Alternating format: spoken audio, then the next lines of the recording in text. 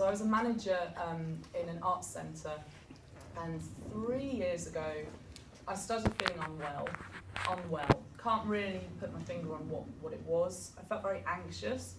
I wasn't really sleeping. I started overeating. I was drinking too much. Everything sort of shifted and I could feel something wasn't right. And I had an accident at home and I fell down the stairs. And I got to the bottom of the stairs and I started crying, and I could feel this sense right in my gut, like I can't stop crying. I don't know what this is, I can't switch this off. And the first day of the course, they gathered all the students together, and I was sitting in an auditorium, a bit like you guys are sitting there today, and they said, the first thing we want you to do is look at how you naturally move. Take a video camera into a dance studio. Before you go and choreograph other people and create all these wonderful things, go and record your own movement. Sit and stand and watch how you move. In an hour or 2 hours, just set the video camera up and record it. And because the picking would happen in front of a mirror quite often, I realised that holding a camera in my hand is like holding the mirror in my hand. So I turned the camera towards me and would take a photograph. I took 15,500 photographs over the space of about 10 months. And slowly, very, very slowly, I started to change what the skin picking felt like, what it looked like, into something visual. So I started transforming it. And it was an exercise on a course. This was never something I thought was going to get me better, in inverted commas. So it became a series of images that were about transforming the face, my face. So if my face carries this disorder and it's got this skin on it that feels uncomfortable, skin picking is a very visceral disorder. I feel like there's something on my body all the time. I feel like I want to scratch it off or pick it off. That doesn't go away. That hasn't gone away just because I'm sitting here today talking about this as a creative thing. I have that all the time. So what is it if I transform my skin into something else? My skin becomes a surface that can become other things. And of course, once I started using clay and acrylic paint and different things on the scanner, the sense of transformation starts to happen.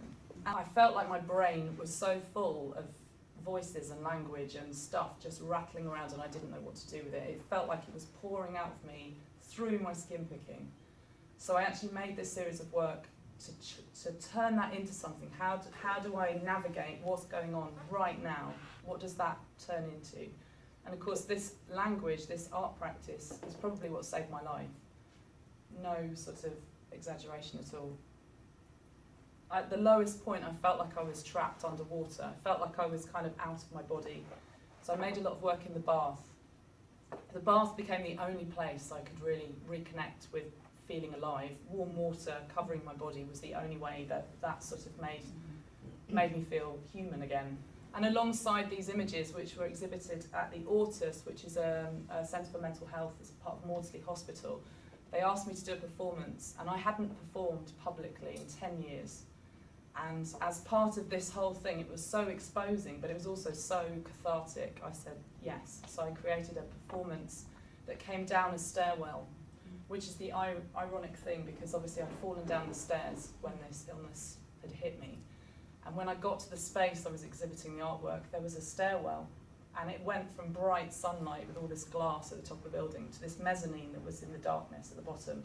I just stood in the middle of it and I was like, this is like it was meant for this experience. Dance is absolutely embedded in everything that I do as an artist. Whether I'm moving with drawing or painting, whether I'm working with a camera, the physical thing is absolutely what this disorder is. So the two things are constantly connected. And I started recording the shadows of the skin picking. What happens? Where does my body move when I'm skin picking? And they actually are quite beautiful. You know, it's a choreography. I thought of how a dancer moves their feet, and a dancer will train for a decade to get this movement material into the body so that you just move instinctively, and it's very beautiful. And I thought, well, I've picked my skin for 25 years. That movement is so precise, I could go to a scab on my back without even thinking where it is. So if my body knows that, what happens if I turn that into some choreography in its own right? What happens if that is photographed? What happens if that is documented?